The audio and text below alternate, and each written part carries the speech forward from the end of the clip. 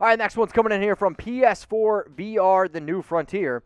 Can the Chiefs win a Super Bowl with their current cornerback situation, or do they need another good cornerback? Can the Chiefs win a Super Bowl? Absolutely they can. Not to say that the quarterback position is not important. However, as long as you got Patrick Mahomes and as long as that offense is as legit as it is, the bigger question is this. Can they win a Super Bowl with their offensive line and the current status that it's in? Because we saw in the Super Bowl, it was really, really rough. It was just an absolute turnstile. And if Mahomes doesn't have time to throw, I mean, it gets ugly really, really quick. So I'd say offensive line is actually a bigger concern than the cornerback room. From a dude named Joe, Mike Remmers or Lucas Niang at right tackle. I think the Chiefs want Lucas Niang to win that role. Now, Mike Remmers last year, when he wasn't playing left tackle, actually played pretty well. Now, he's an older player. I don't know how much more he has left in the tank, but if he's the starter on that offensive line, which got overhauled this offseason, they're probably in a pretty good spot. Niang, meanwhile, the former third-round pick out of TCU, opted out last year after coming off his injury his senior year at TCU. So I think deep down the Chiefs would prefer it if Niang earned that starting role. Will that happen in year one, for really his true year one anyway? I don't know. So make your predictions for me right now in the live comment section. Pick a right tackle. Type MR for Mike Remmers or type in LN for Lucas Niang. MR for Mike Remmers, LN for Lucas Niang. This question's coming in from Homer Hammers. Will the Honey Badgers sign an extension before week 1?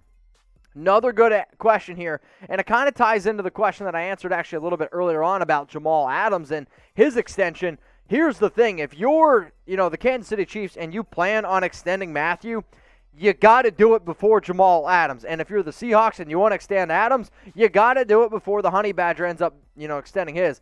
I mean, if I'm the Chiefs, I go ahead and do it. And the biggest reason is this. You have a Super Bowl window, and as long as Patrick Mahomes is there, maybe their Super Bowl window is forever. But if you have a solid player and you can do it, I think you go ahead and do it. Now, he was the 11th best safety according to Pro Football Focus last year. Some of his numbers might be, a little bit inflated because teams were always throwing on him. That's what the 6 INTs were. But he's still a super dynamic player. But I am going to ask you all this. Between Jamal Adams and Tyrann Mathieu, who's the better safety? If you think it's Adams, type JA. If you think it's the Honey Badger, I want you to type TM. My vote, I am going to go with TM. I get what Adams is, and he is a good player in his certain scheme. However, I believe Mathieu can play in a lot of different other schemes, and he's a lot more versatile. So for that reason, I'm going to disagree with PFF, and I'm going to go with TM. From Isaac, what are the chances the Chiefs trade for Julio? If so, what do they give up? I mean, honestly, I'd say pretty low. And it's a fun idea, right? And again, the value being so low, I think intrigues plenty of teams out. They're like, well, maybe we could get him on the cheap, or at least they should have that mindset there.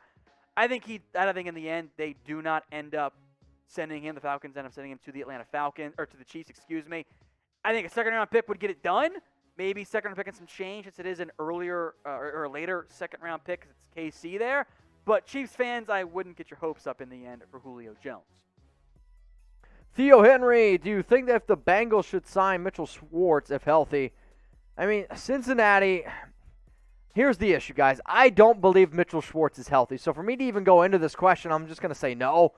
The back scares the hell out of me. And if you're the Kansas City Chiefs, you saw what happened to you in the Super Bowl, and you still got rid of your left tackle, and you also got rid of your right tackle. And the fact that a guy like Schwartz could potentially still be out there, there's other right tackles that I would go out and get. Like, if you definitely need a right tackle if you're Cincinnati, why not just go out and get Morgan Moses? Or why not go out and look at a guy maybe like a Rick Wagner, or, there's some other top tackles out there on the market. So I'm personally going to say no on Mitchell Schwartz. So that's the route I personally would go if I was the Bengals. But you definitely need to be able to keep your guy Joe Burrow upright, especially after that wicked ACL injury. I don't care who you voted for. Well, good. Who do you think starts quarterback in New Orleans? I'm going to go ahead and go with Jameis Winston, just because I don't believe that Taysom Hill is a quarterback. He's an athlete. I mean, let's face it. He is an athlete, and he is a good athlete. However, I'm a believer that it's end up going to be Jameis Winston. So I don't have a lot of confidence in Winston. He's obviously a turnover machine. Maybe after the LASIK surgery, he'll be a little bit better. We just never know. But if you were to ask me, I am going to go ahead and go with Jameis Winston. So if you guys want to get your questions on the show, as a reminder, you got to use hashtag NFL, or you can go ahead and super chat. But before we get into more of those questions, I got a question for you. Who do you think ends up starting at quarterback for New Orleans? So if you think it's going to be Winston, I want you to type JW, and if you want to eat up some W's, let me know. And if you're going to go with Taysom Hill, type TH. I'm going to go with JW. It's just the route that I personally would go if I was Sean Payton in this offense. Now, if y'all got a question and you want to get featured on our show, the easiest way to do it is go ahead and hit that big red button underneath this video and subscribe.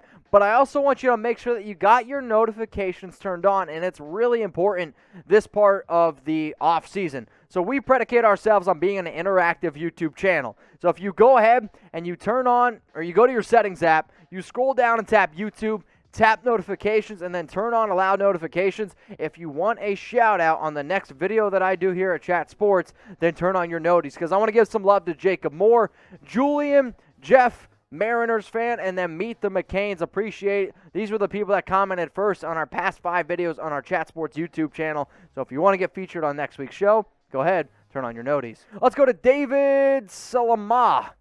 Who are your top 6 wide receivers for fantasy points this upcoming season? Oh boy, top 10 receivers for fantasy. If Aaron Rodgers is in Green Bay, I'll go with Devontae Adams. I'll throw in DeAndre Hopkins in there. You can throw DK Metcalf in there as well. I'm trying to think of some of these other top receivers coming up. Tyreek Hill definitely deserves to be in there. I can't count right now off the top of my head, but is that top 5? I'm not 100% sure. But you know what? Those are definitely my top 4. Jimmy Van Winkler. Who do you think the Cardinals have a better chance of trading for, Ertz or Gilmore? I'm actually probably going to go with Stephon Gilmore here because their bigger need is still the cornerback position. I mean, losing Patrick Peterson, especially to the Minnesota Vikings, like that has to hurt a little bit, right? But if you're Arizona, you have some good younger pieces here, but I'm going to go ahead and say it's Gilmore. The other reason is, like, do they have a need at tight end? Sure they do. But you also have so much talent at the wide receiver position that I don't really think that you need Zach Ertz, where Stephon Gilmore fills the bigger need. So who do y'all think gets traded first out of Gilmore and Ertz?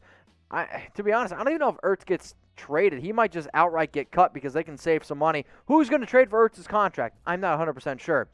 So for that reason, I'm going to go ahead and type my SG for Stephon Gilmore, and if I was the Arizona Cardinals, I would make the move for Gilmore before I make it for Zach Ertz. Let's go to Dirty Birds territory.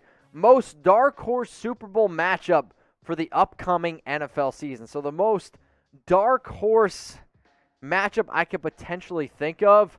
Let's go with the Miami Dolphins out of the AFC going up against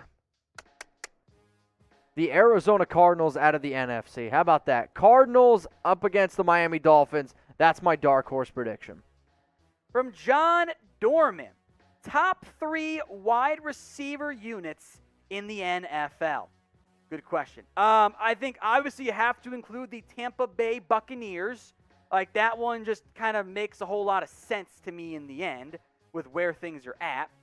I think the Dallas Cowboys, everyone healthy, certainly inside that conversation as well. If I'm only including receivers here, I kind of want to put the Cardinals in that conversation. I want to put the Seahawks in that conversation. I don't trust the Chiefs in there. The Falcons, while they have Julio and Ridley's pretty intriguing there. Steelers haven't taken the step forward that I'm waiting for, but I think they're in that conversation. Adam Thielen, Justin Jefferson is one of the best duos in the NFL, but it's a little bit light outside of that. So I figured about the top 3. The number 3, though, is a little bit trickier for me to exactly figure out. From Big Phil, what safeties in the 2022 NFL draft do you guys like as prospects? I mean, the number 1, I think pretty clearly for me, all the way through in the end, is Kyle Hamilton out of Notre Dame. He is an awesome football player. I don't know if Daxton Hill is a safety or a nickel, but he's in play there. Bubba Bolden from Miami of Florida, pretty good. I think had Colby Harvell Peel gone pro from Oklahoma State, he would have been a pick. I don't know how early he ends up going there. I think it's Tyke Smith, is that how I pronounce it? He's the new Georgia safety. He's in play there. I've heard some good stuff about Jordan Battle as well out of Alabama.